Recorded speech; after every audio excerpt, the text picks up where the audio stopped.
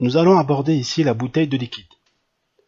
Pour rappel, nous avons le schéma ici, avec les différents équipements que nous avons vus précédemment.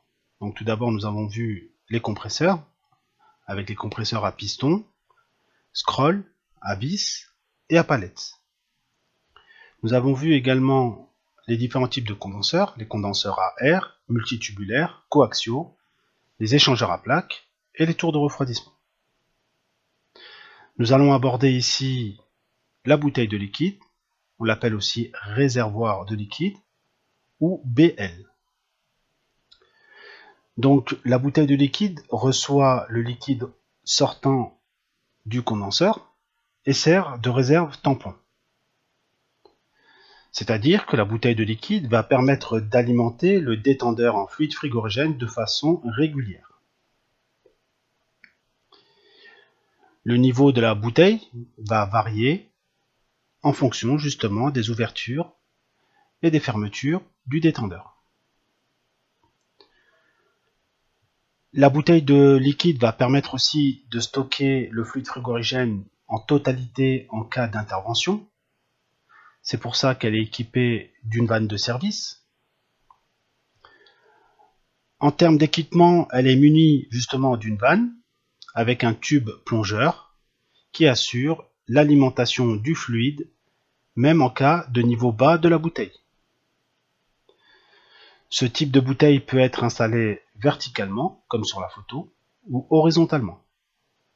Pour sélectionner une bouteille de liquide, nous avons deux possibilités, soit par un calcul de volume, ou soit par des abacs constructeurs. Au niveau de la méthode par calcul, il faudra calculer l'ensemble du volume de la tuyauterie de notre circuit. Pour cela, nous avons un tableau qui est très pratique, qui va nous permettre d'avoir le volume par mètre linéaire de chaque diamètre. Par exemple, pour un tube de 1/2 pouce, nous aurons 0,09 décimètres cubes par mètre. Alors nous avons ici la formule, c'est assez simple. Donc le volume du réservoir, donc le volume de la bouteille de liquide, ça sera égal à VT, c'est le volume de l'ensemble des tuyauteries, donc nous retrouverons la tuyauterie de la ligne liquide, mais aussi la ligne d'aspiration.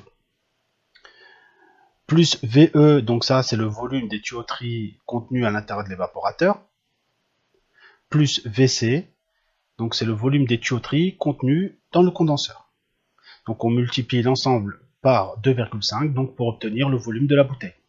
Une fois ce volume obtenu, nous pouvons aller directement dans les tableaux constructeurs pour pouvoir sélectionner notre bouteille. Au niveau de la deuxième méthode, nous allons utiliser un abac. Un abac, c'est un graphique qui va nous simplifier la sélection. Nous avons ici un abac de chez Bitzer. Bitzer, c'est un fabricant d'équipements frigorifiques. Donc de façon plus précise, nous avons ici notre abac avec en ordonnée la puissance frigorifique en kilowatts et en abscisse le volume de notre bouteille de liquide. Donc c'est la valeur que l'on cherche. On peut aussi voir qu'il y a 3 traits obliques pour chaque type d'application. Donc pour une application en climatisation, nous serons sur le premier trait. Pour une application en froid classique, nous serons sur le trait du milieu. Et enfin, pour une application en basse température, nous serons sur le troisième trait. Alors, prenons un exemple. Donc si j'ai une puissance frigorifique de 20 kW pour une application en froid classique, donc je vais tracer un trait horizontal depuis le 20 ici, jusqu'à mon trait champ frigorifique en froid classique. Ensuite, je vais projeter mon point sur l'axe des abscisses, et je vais pouvoir lire donc directement le volume de ma bouteille de liquide. Donc dans ce cas-là, on sera aux alentours de 25. A noter que cet abac est prévu pour du fluide frigorigène de type R22. Donc si vous avez un autre type de fluide, il faudra apporter un facteur de correction à notre puissance. Donc si j'ai du R134A, il faudra multiplier la puissance par 1,1.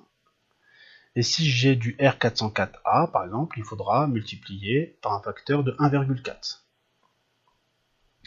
Donc revenons à notre tableau.